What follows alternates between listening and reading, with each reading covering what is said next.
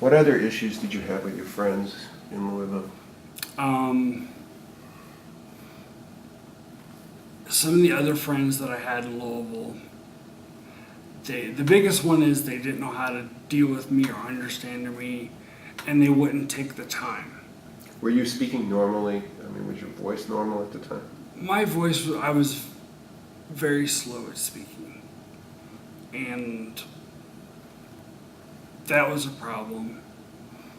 I mean, there was one person who's actually still a good friend of mine I keep in contact with, and then another friend and his wife who I graduated high school with, who I keep in touch with. She's actually a nurse. She's actually a trauma nurse, and so she understands what's going on with me. And my other friend, he actually took time to learn. No one else. It's really hard for people to step out and take the time because they basically have to go in reverse and come down to, I hate to say it like this, my level.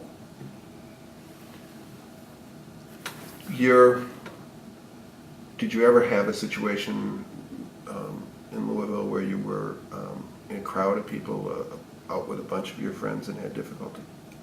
When I was in Louisville, actually, I pretty much just, people would come and visit me.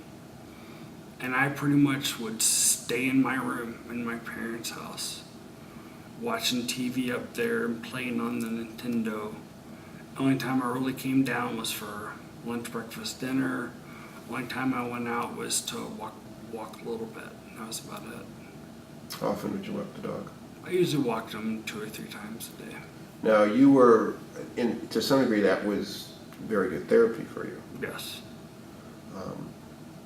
How long did it take him to get used to your pace?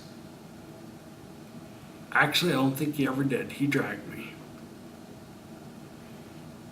And he was a very strong little dog. And you held him with your right arm. Yes, because my left arm, it's weak even to the day.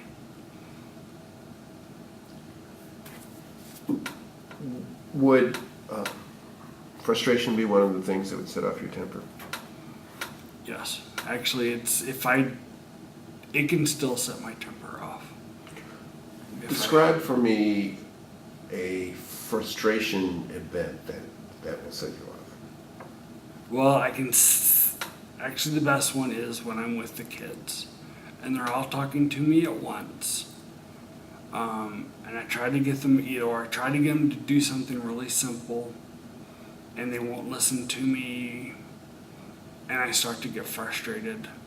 Or another big one is I have this thing about people bothering my stuff. I just tell them just to pick it up and move it out of the way. Well, the kids don't understand that. And they'll usually just knock it over or kick it out of the way. That gets me frustrated because, I have a hard time sometimes understanding they're still just kids. Now, you have one of your own. Yes. Does he understand better? He understands a lot better when it's just me and him. When he's with all the other kids, he seems to forget a lot of things. Do you think it's that he's forgetting them or that just you deal better with just one at a time? I definitely do better at one at a time. If I have each of the kids one at a time, a little girl, one of the other boys, or my son, we do awesome. But when I got, usually 2's about the maximum I can handle at a time.